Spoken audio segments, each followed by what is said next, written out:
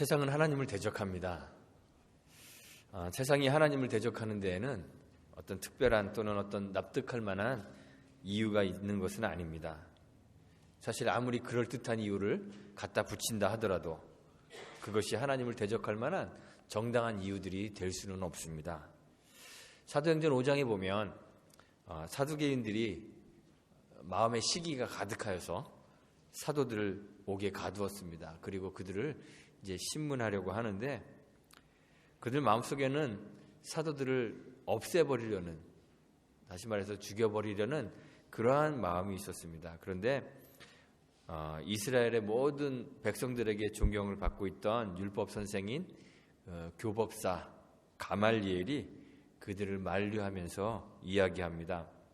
전에 한 400명쯤 사람들이 드다라는 사람을 지도자로 삼고 그를 열심히 쫓았던 적이 있습니다. 그런데 드다가 죽고 나자 그를 따르던 사람들이 다 흩어져 버리고 다 흔적도 없이 사라져 버린 일이 있습니다. 또 갈릴리 유다라는 사람이 일어나서 스스로 지도자가 되어서 반란을 일으킨 때도 있습니다. 그런데 그 유다 역시 유다가 패망하고 말자 그를 따르던 사람들이 다 흩어져 버린 그런 일들이 이제 있었습니다. 그래서 가말리엘이 이 사람들의 예를 들면서 만약 예수라는 사람으로부터 시작된 이 사상, 이 소행이 한 사람으로부터 난 것이라면 그냥 두어도 곧 무너질 것이고, 예수가 죽었기 때문에 곧 무너질 것이고, 그런데 만약 반대로 만약 하나님께로서 난 것이라면 무너뜨릴 수 없고 오히려 하나님을 대적하는 자가 될 것이다, 이렇게 이야기했습니다. 사도들을 없애기 위해서 모였던 이 사람들이 가말리엘의 이 말을 듣고 그의 말을 옳게 여겼습니다. 그래서 사도들을 그냥 채찍질하고 예수님 이름으로 더 이상 말하지 말라 이렇게 금하고 그들을 놓아주었습니다. 그런데 가말리엘의 이 충고가 사실 사람들에게 잘 받아들여지지 않았습니다. 사람들은 예수님이 하나님께로부터 오셨다는 그 증거, 그런 것들을 살펴보려 하지 않았습니다. 특히 사울이라는 이 젊은이 거짓 증거자들을 모아서 스데반을 하나님 모독하는 자로 몰고 그를 돌로 쳐서 죽였습니다. 그로 인해서 그리스도인들이 사방으로 다 흩어지게 되었습니다. 그 중에 많은 사람들이 다메섹이라는 곳으로 모였습니다. 사울은 예수를 따르는 자에게 손을 대어서 하나님 대적하는 자가 되지 말아라, 또는 예수가 하나님께로서 오신 자인지 아닌지 그 증거를 잘 살펴보아라 라고 충고했던 이 스승인 가말리엘의 그 충고를 듣지 않고 예수의 하나님께로서 오신 증거들을 살펴보는 그 일을 하지 않았습니다. 오히려 대제사장에게서 편지를 받아서, 아마도 이게 그 사람들 막 잡아도 된다는 그러한 어떤 허락서인 것 같아요. 다메섹으로 올라갑니다. 성경에 보니까 위협과 살기가 등등했다 그래요. 눈에 살기가 가득 차서 예수 따르는 자들을 잡으려고 씩씩거리며 다메섹으로 지금 가고 있습니다. 오늘날에도 하나님 사람들이 하나님을 이렇게 대적합니다. 우리가 여러 가지 이유를 들어서 하나님을 멀리하지만 사실 우리에게는 하나님을 대적해야 되는 그런 이유들이 없습니다. 정당한 이유가 없습니다. 세상은 하나님의 존재, 그리스도의 하나님 되심의 증거들을 살펴보려 하지 않습니다. 신앙의 문제에 대하여, 그리고 하나님과 그리스도에 대하여 그리스도인들이 세상과 대화할 수 있어요. 그들을 설득할 수 있습니다. 논쟁할 수도 있습니다. 그런데 설득하고 논쟁에 승리한다 하더라도 그것이 전도에 성공하는 것은 아닙니다. 사람들은 이성으로 납득할 만한 이유가 있을 때에조차 하나님 말씀을 받아들이려고 하지 않습니다. 성경의 말씀에 귀를 막습니다. 들으려고 하지 않고 본능적으로 하나님을 대적합니다. 그런데 그렇게 하나님을 대적하는 사울에게 예수님이 찾아오셨습니다. 예루살렘에서 다메섹까지 거리는 킬로미터로 약 230km 정도 된다 그래요. 한 140마일이 조금 넘는 거리입니다. 하루에 10시간씩 빠른 속도로 걸으면 한 5일이나 6일 정도 걸어가는 그런 먼 거리입니다.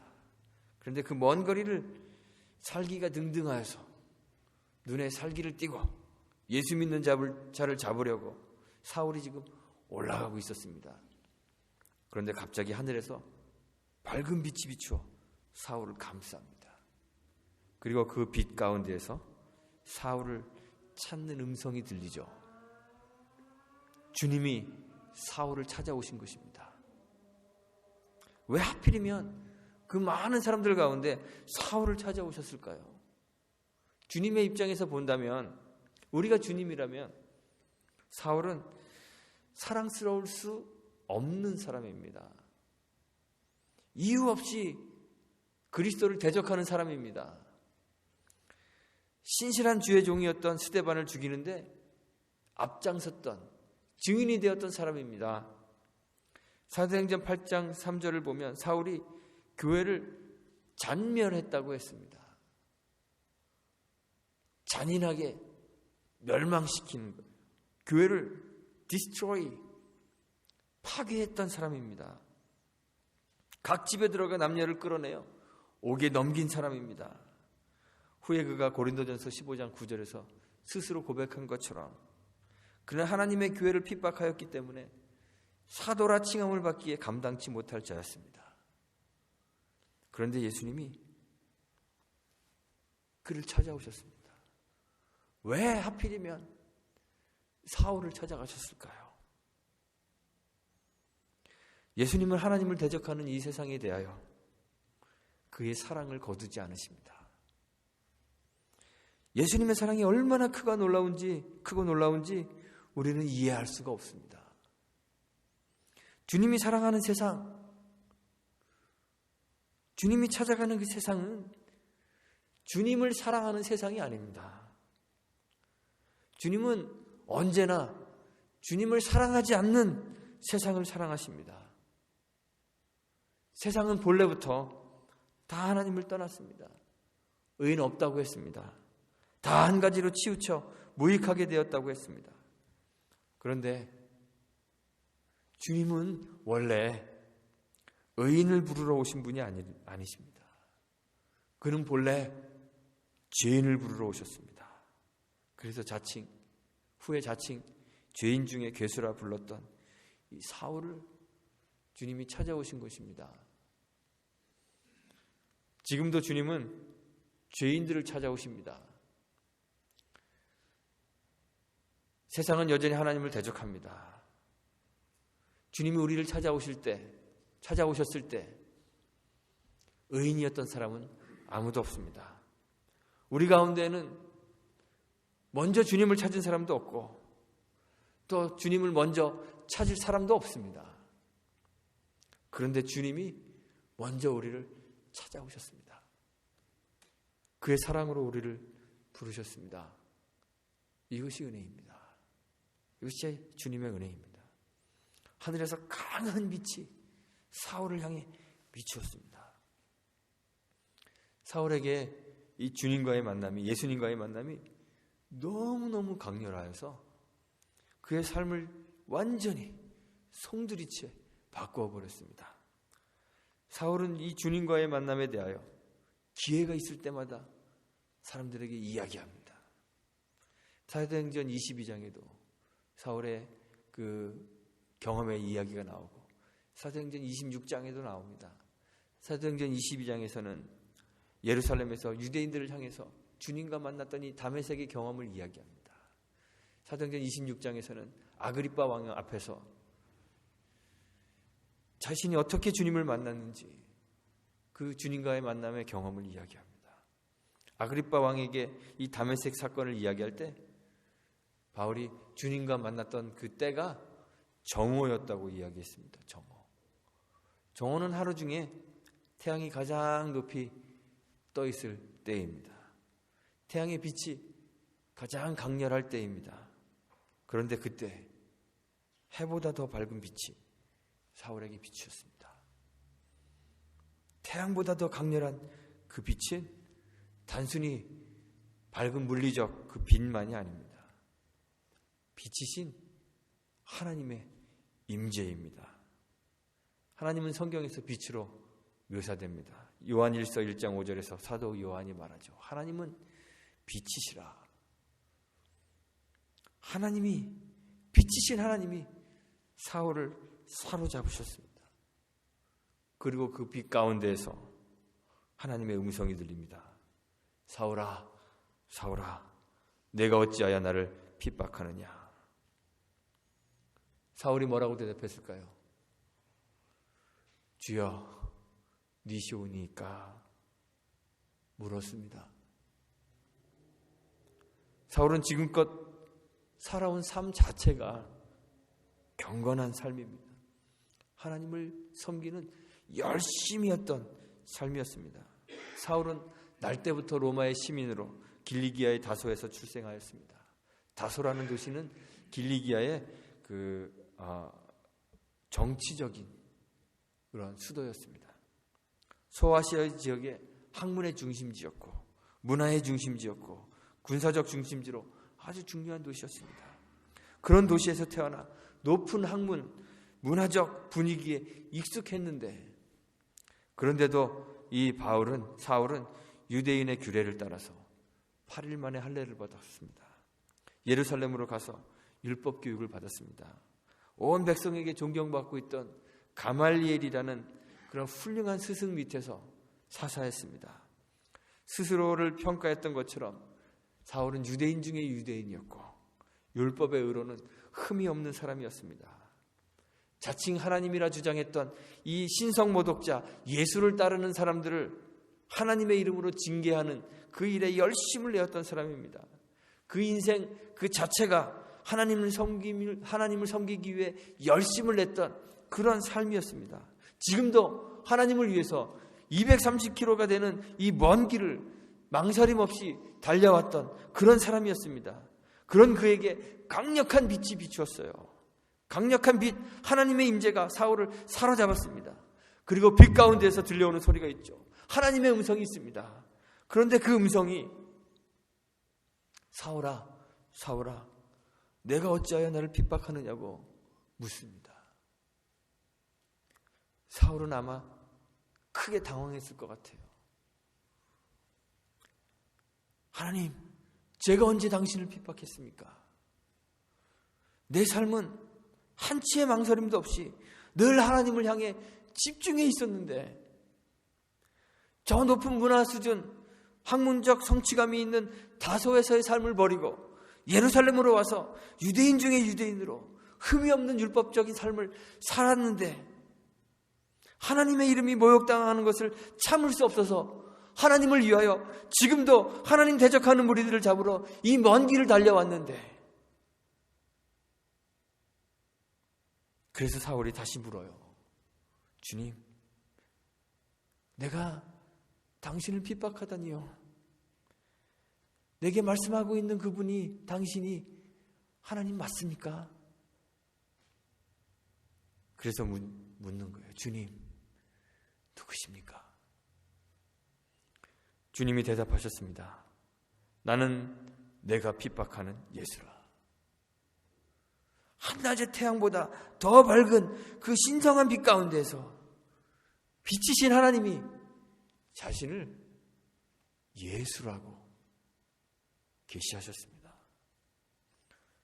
하나님을 섬기느라 핍박해야 했던 그 예수가 하나님이시라고 말씀하고 계셔요.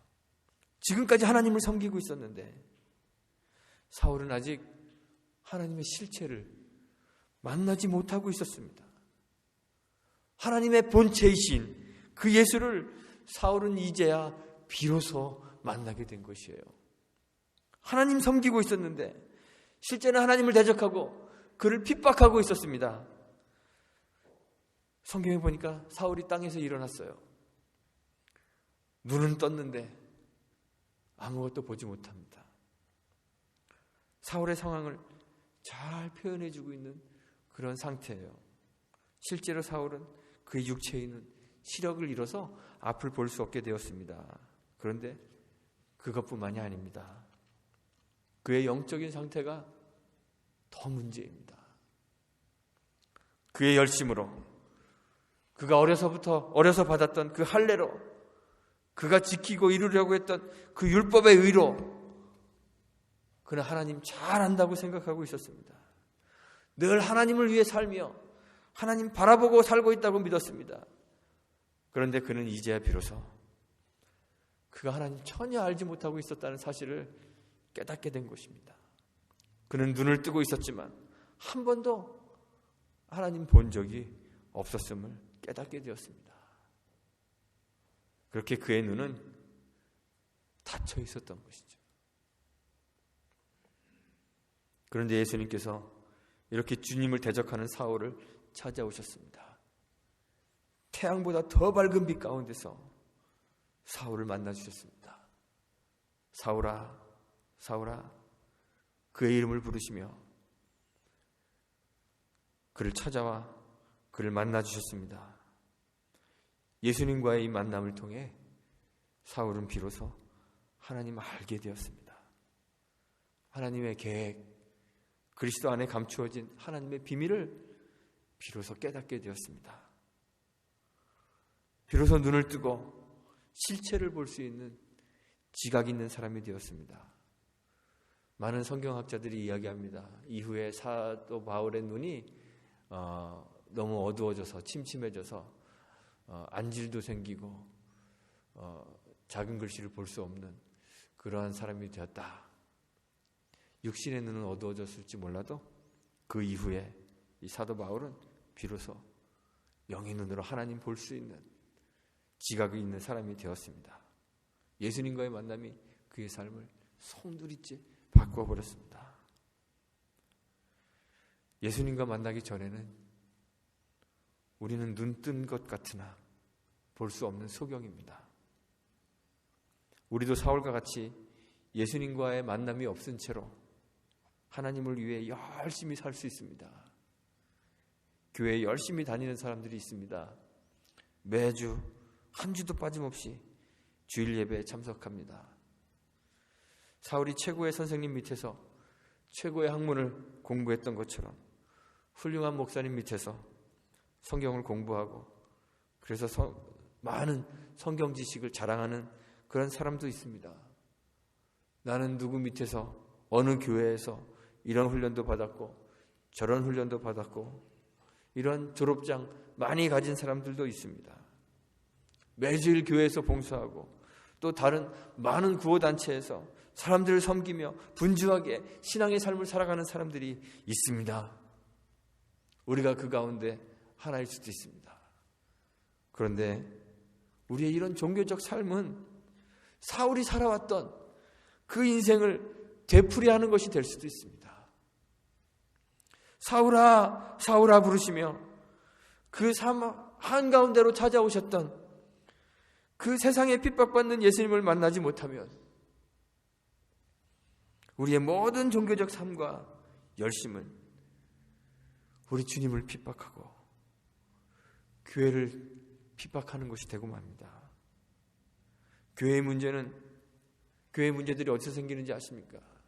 교회의 문제들은 주님을 만나지 못한 이 종교쟁이들 때문에 생기는 것인지도 모릅니다. 그런데 감사하게도 주님은 의인을 부르러 오지 않으시고 죄인을 부르러 오셨습니다. 종교쟁이가 되어서 하나님 섬긴다 착각하며 교회를 파괴하고 있는 우리들, 그리스도의 몸을 아프게 하는데 전문가가 된 우리들을 주님이 찾아오셔서 부르십니다. 사울아, 사울아. 우리의 이름을 부르시는 그 주님과의 만남, 그 인격적인 만남이 우리들 가운데 있기를 간절히 소망합니다. 여러분들이 다 그 주님 만나시기를 바랍니다. 어떤 종교적 삶을 사는가 하는 것 그리 큰 문제가 아닙니다. 오히려 사울의 삶과 같이 우리의 종교적 열심은 하나님과 주님을 대적하고 교회를 핍박하는 어리석음이 될 수 있습니다. 십자가에 달려 있었던 그 한편의 강도와 같이 그의 종교적 삶이, 과거의 삶이 어떠했던가는 상관없이 주님, 나를 기억해 주세요. 곁에 계시는 주님과의 그 인격적인 그 한 번의 만남이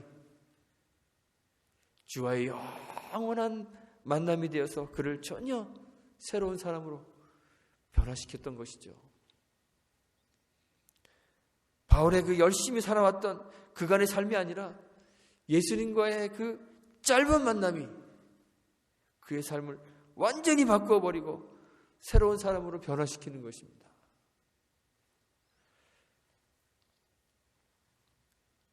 주님과의 이 만남을 가지셨습니까? 주님 만나셔서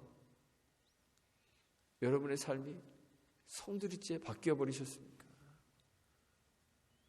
우리의 이름을 부르시는 그 주님의 음성을 들으셨습니까? 사울을 찾아오셨던 그 주님과의 만남이 오늘 우리들 삶 가운데, 여러분들의 삶 가운데 있기를 바랍니다. 주님과의 그 만남이 우리를 완전히 새로운 피조물로 변화시킬 것입니다. 저 여러분들 가운데 주님과의 이 만남이 있기를 바랍니다. 그 주님과의 만남을 통해 우리의 삶과 교회가 완전히 변화되는 그 놀라운 일들을 우리가 경험할 수 있게 되기를 주님의 이름으로 축원드리고 부탁드리겠습니다. 함께 기도합니다. 하나님 감사합니다.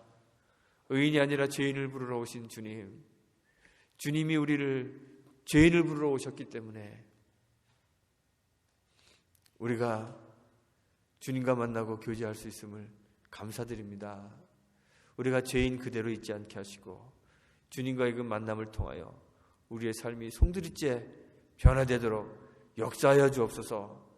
주님 찾아와 주셔서 우리의 주인이 되어주시고 우리의 삶의 인도자가 되어 주옵소서. 그 주님과의 그 만남이 영원한 만남이 되어서 우리가 주님 안에 살고 주님 안에 죽는 그런 참다운 교회로 변화되도록 주님 역사하여 주옵소서. 예수님의 이름으로 기도합니다. 아멘.